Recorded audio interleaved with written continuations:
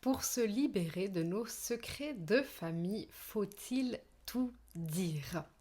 Bonjour, c'est Aurélie, je te retrouve aujourd'hui pour te parler à nouveau des secrets de famille. La dernière fois, j'avais fait une vidéo pour dire que c'était important de dire les choses dans une famille, que taire les choses ne permettait pas de les transcender et donc que si elles se transmettent de génération en génération, ça va être compliqué de se libérer parce qu'on ne saura pas de quoi il s'agit. J'ai eu pas mal de retours par rapport à ça en disant que, on n'était pas obligé de tout dire. Et je suis en fait assez d'accord avec ça. Je suis d'accord dans le sens où je crois qu'on a le droit à l'oubli. Ça veut dire que c'est pas parce que on a fait quelque chose ou parce qu'on a vécu quelque chose que automatiquement ça doit se savoir. Donc ça, à 100% d'accord. Je pense même que ce soit en termes de maladie. Enfin voilà, moi j'ai travaillé dans un hôpital psychiatrique par le passé et je pense que c'est pas parce qu'à un moment donné, on a une problématique, notamment de santé mentale dans ce cadre-là, que ça doit se savoir pendant toute notre vie et même après. Par contre, je pense que c'est important si la personne ne l'a pas libéré, ne l'a pas intégré, c'est là où en fait ça va venir se jouer, se répercuter dans les générations passées. Donc si aujourd'hui on vit une situation compliquée, mais que on l'intègre et qu'on la transcende, alors effectivement, pas de souci, ça ne deviendra pas un secret de famille puisque ça a été réglé ici et maintenant. Ça devient un secret de famille à partir du moment où on l'enfouit et où en fait ça va ressortir plus tard. Donc ça ne devient pas en fait un secret de famille si c'est transcendé dans le présent. Et c'est là, je pense, la grosse différence et peut-être que j'avais pas été assez nuancée par rapport à ça, c'est que dans les générations passées, ils n'ont pas forcément eu l'occasion de poser les choses, de guérir ce qui n'a pas été guéri. Et c'est là où ça vient nous impacter aujourd'hui. Mais à partir du moment où c'est guéri, il n'y a pas de souci. Et donc, je pense que par exemple aujourd'hui, il y a beaucoup de travaux qui sont faits sur le deuil périnatal, sur les deuils des enfants en bas âge, sur les fausses couches. Merci pour ça, parce que le fait de pouvoir le travailler aujourd'hui fait que dans les générations futures, on ne sera pas impacté. Par contre, toutes nos générations passées n'ont pas forcément eu l'occasion de faire ça, et c'est là où ça nous impacte. Donc c'est là pour moi la grosse différence entre effectivement, on a le droit à l'oubli à 100% à partir du moment où c'est transcendé.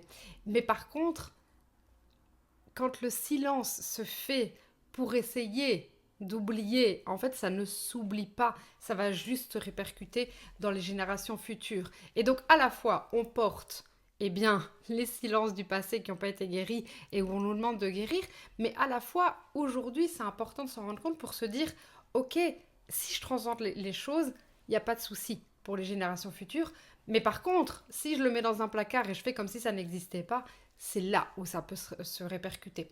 Donc voilà, je pense que c'était une petite distinction qui était importante à poser avec vous parce que j'ai eu des retours en disant mais on ne doit pas tout dire.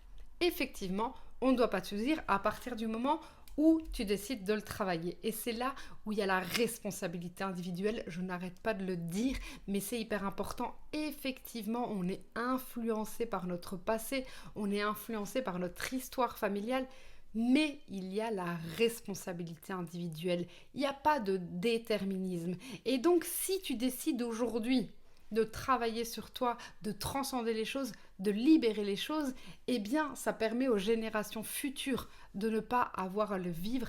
Et ça, pour moi, c'est 100% de la responsabilité individuelle. Donc voilà, ne garde pas le silence en pensant que ça sortira jamais, parce que ça sortira d'une manière ou d'une autre. Mais par contre, si tu veux pas que ça ressorte, va le travailler. Alors je sais que c'est pas toujours facile, hein. Je parlais de deuil il y a quelques instants. Je sais vraiment que c'est pas évident, mais pour autant, c'est la guérison, la libération qui va vraiment permettre cette liberté derrière.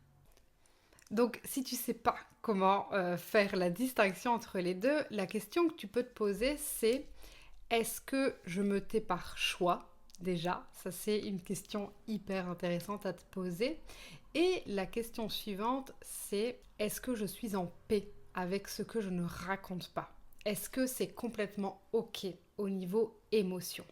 Si c'est pas OK au niveau émotion, si tu ne le dis pas et qu'il y a encore beaucoup de colère derrière, de tristesse ou je sais pas quoi, eh bien c'est que c'est pas résolu, c'est que c'est pas guéri et donc c'est là où c'est pas OK, mais c'est pas OK pour toi avant tout. Ça c'est ultra important parce que je sais que quand on parle des secrets de famille, on pense à nos ancêtres, on pense aux générations futures. Non non, moi je remets le focus sur toi. Si tu ne dis pas quelque chose parce que c'est pas OK, c'est là où ça va pas. Si tu le gardes pour toi mais que tu es 100% OK avec ça, alors pas de problème.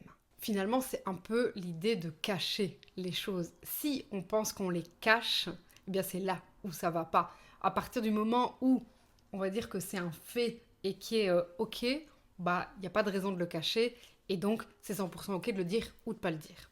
En d'autres termes, finalement, c'est que à partir du moment où tu fais le travail intérieur, eh bien, il n'y a pas de nécessité de le verbaliser et donc de le rendre à l'extérieur. Et c'est là aussi où c'est ultra intéressant ça, parce qu'à partir du moment où tu fais le travail intérieur, tu ne dois pas le faire à l'extérieur, eh bien, c'est comme ça en fait que ça ne se répercute pas dans les générations futures, parce que les générations futures, ce qu'on fait en psychogénéalogie avec les actes psychomagiques, les actes de libération, les actes symboliques de libération, peu importe comment on les appelle finalement, c'est que finalement il va falloir extérioriser les choses parce que ça n'a pas été fait dans le passé. Et donc finalement on rétablit l'équilibre, mais si il est fait dès le départ, eh bien on ne doit plus le faire tout simplement. Donc voilà, le travail intérieur c'est ça. De toute façon, une des clés, je pense, du développement personnel, de la libération, de la guérison, à nouveau, peu importe comment tu l'appelles. Du coup, ma conclusion, c'est que non, tu n'es pas obligé de tout dire.